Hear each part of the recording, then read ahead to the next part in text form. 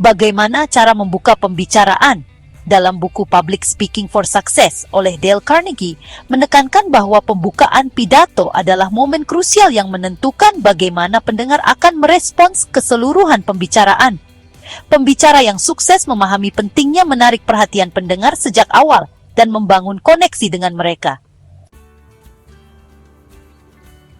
Tanyakan saja kepada pembicara profesional yang manapun, apa yang telah diajarkan kepadanya oleh pengalamannya, maka sebagian besarnya akan menjawab, pentingnya mendapatkan pembukaan yang menarik, sesuatu yang akan langsung merebut perhatian.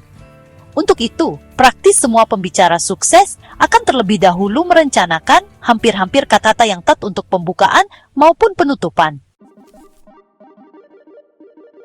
Sejak zaman Aristoteles, buku-buku tentang topik pembicaraan telah membagi pidato menjadi 3 bagian, yaitu pendahuluan, isi, dan kesimpulan. Kalau kita mau menggunakan pendahuluan, seharusnya pendahuluan kita sesingkat iklan papan reklame. Ini adalah tentang kecenderungan pendengar modern rata-rata untuk tidak sabaran. Kita harus menyambar perhatian mereka dengan cepat, baru kita bisa melanjutkan dengan pembicaraan kita. Janganlah mulai dengan permintaan maaf. Kesalahan menonjol yang terbiasa dilakukan oleh sang pemula dalam pembukaannya adalah ini. Ia meminta maaf. Saya bukan pembicara. Saya tidak siap berbicara. Saya tidak tahu harus mengatakan apa. Karena tidak terbiasa berbicara di depan umum, saya. Kata-kata pembukaan sebuah puisi karya Kipling adalah, tidak ada gunanya melanjutkan. Demikianlah persisinya perasaan pendengar ketika seorang pembicara membuka dengan cara itu.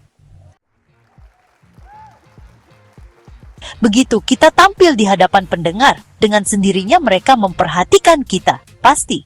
Mendapatkan perhatian pendengar selama 5 detik pertama itu tidaklah sulit, namun menahannya selama 5 menit berikutnya itu sulit. Begitu kita kehilangan perhatian pendengar, memenangkannya kembali akan 2 kali lipat lebih sulit. Jadi mulailah dengan sesuatu yang menarik dalam kalimat kita yang pertama, bukan yang kedua, bukan yang ketiga, tetapi yang pertama. Membangkitkan rasa ingin tahu, rasa ingin tahu. Siapa yang tidak rentan terhadap rasa ingin tahu? Anjing pun mempunyai rasa ingin tahu, demikian juga anak kucing dan segala macam binatang, termasuk jenis Homo sapiens, manusia yang terkenal.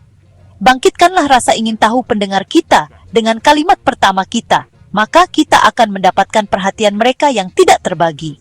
Seorang murid membuka pembicaraannya dengan pertanyaan, tahukah Anda bahwa ada perbudakan di 17 negara di dunia sekarang?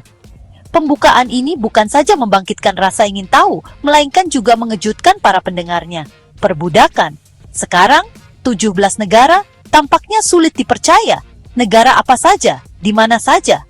Seringkali seseorang bisa membangkitkan rasa ingin tahu dengan cara memulai dengan sebuah akibat dan menjadikan orang ingin mendengar penyebabnya.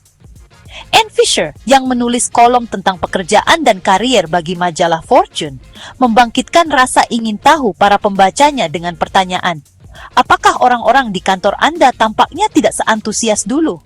Dengan 10 kata tersebut, ia umumkan topik artikelnya dan membangkitkan rasa ingin tahu para pembacanya tentang mengapa para pekerja telah kehilangan antusiasme mereka. Setiap orang yang bercita-cita berbicara di depan umum seharusnya mempelajari teknik yang digunakan oleh para penulis majalah untuk langsung memancing minat pembaca. Kita bisa belajar lebih jauh banyak dari mereka tentang cara membuka pidato daripada dengan cara mempelajari kumpulan pidato yang dicetak. Memulai dengan sebuah cerita. Orang senang mendengar cerita. Sejak zaman dulu, para pembawa cerita menghibur, mendidik, dan mencerahkan para pendengarnya. Mulai dari orang primitif yang berjongkok di sekeliling api unggun, warga desa yang berkumpul di alun-alun, hingga pendengar di auditorium dan teater. Kita semua masih ingin mendengar cerita. Kita membeli buku-buku dan majalah-majalah, pergi ke teater dan ke bioskop, mendengarkan radio dan menonton televisi. Terutama kita menyukai naratif tentang pengalaman pribadi seseorang. Russell E. Conwell menyampaikan ceramahnya berjudul Acres of Diamonds lebih dari 6.000 kali kepada kelompok besar pendengar. Banyak yang kembali datang berulang-ulang untuk mendengar pesannya yang menginspirasi tersebut. Beginilah ceramah tersebut dimulai. Pada tahun 1870, kami pergi ke Sungai Tigris. kami menyewa seorang pemandu di Baghdad untuk menunjukkan Persepolis, Niniwe, dan Babel kepada kami. Dan berangkatlah dia dengan sebuah cerita. Itulah yang memancing perhatian. Pembukaan seperti itu hampir tidak mungkin keliru, hampir tidak mungkin gagal, menggugah, memotivasikan. Kita mengikutinya. Kita ingin tahu apa yang akan terjadi. Mengikatkan topik Anda dengan kepentingan pendengar. Mulailah dengan nada yang langsung membidik minat-minat mementingkan diri sendiri dari pendengar. Itulah salah satu cara terbaik untuk memulai. Itu pasti menarik perhatian. Kita sangat berkepentingan terhadap hal-hal yang menyentuh kita secara berarti, secara serius. Seorang pembicara memulai pembicaraannya tentang perlunya pemeriksaan kesehatan secara berkala. Tetapi, ia memulainya dengan menceritakan sejarah organisasi medis dengan mana ia berafiliasi, bagaimana organisasi tersebut diorganisasikan, dan pelayanan yang disediakannya. Menggelikan. Para pendengar sama sekali tidak berkepentingan terhadap bagaimana organisasi tertentu dibentuk. Mereka sangat dan selamanya berkepentingan terhadap diri mereka sendiri. Mengapa tidak memulai dengan sesuatu yang seperti ini? Tahukah Anda, berapa lama Anda diperkirakan hidup menurut tabel aktuarial kepengurusan jaminan sosial? Mereka telah memperkirakan semuanya itu.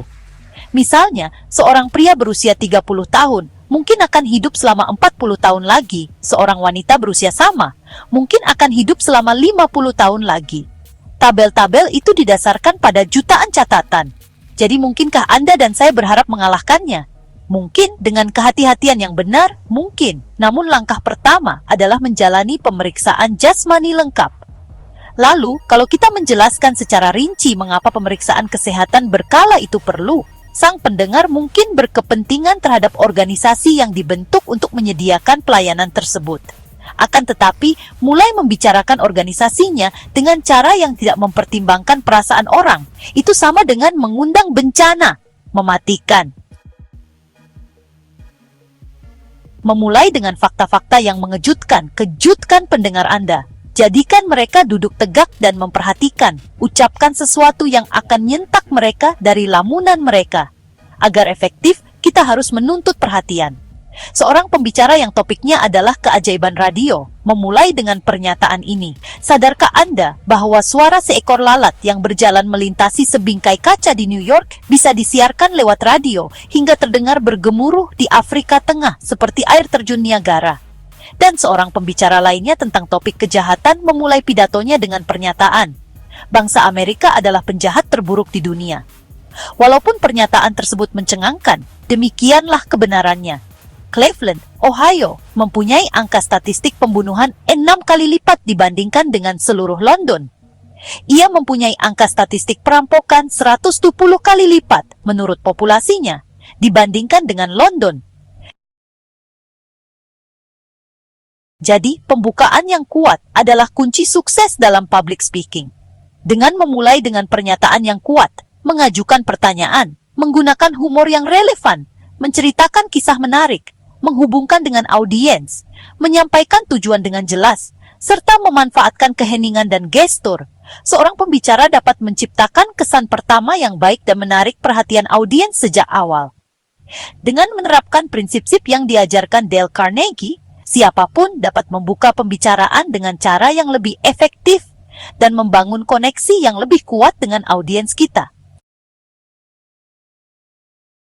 Untuk mendapatkan buku Public Speaking for Success karya Dale Carnegie, klik tautan pada deskripsi video ini untuk melakukan pembelian secara online di bellbook.com.